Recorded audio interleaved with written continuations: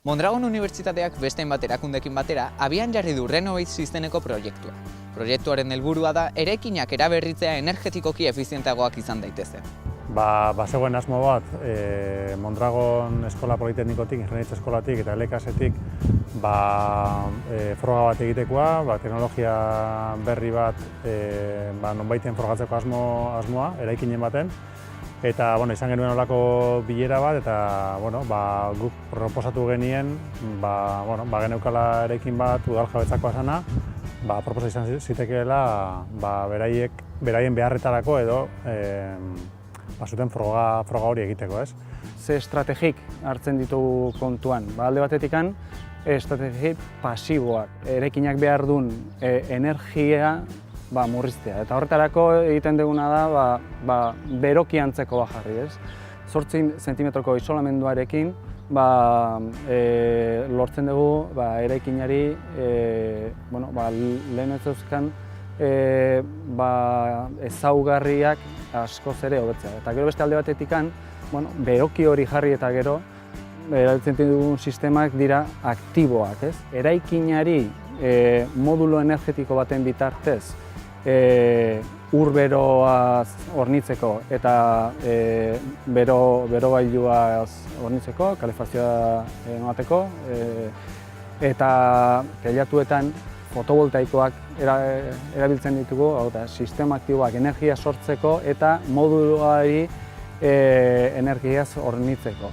Bai saretikan edo bai teilatutikan lortzen dugun energiaren bitartez, modulo hori era egokienean erabili ahal izateko. Modulua monitorizatuta dago, datuak biltzen dira eta hauekin erabileraren inguruko aurreikuspenak egiten dira efizientzia bermatzeko. Honela, sistema pasibo eta aktiboen bitartez eraikina bere osotasunean karbono neutro izatea lortu nahi da. Lehenengo eta behin, soziadentzako energia murrizteko kapazitate bat. Teknologia barrixek etxe bizitzan apliketako eta horrek ekarriko dau, implementeten bada, ekarriko dau, energia murrizketa bat, dependentzia gitxia enpresa handixenak, gas eta petrolio ekoizten daben enpresak. Udaletxe moduan ikusten duguna onura publikoa daukala honek, azken finean eraikin bat modu berritzaile baten ekipatuko dugu, berekuntza sistema egingo zaio. Eta bestalde ikusten dugu, beste bi bazkidek ere beraien helburu bat itzen dutela, ez?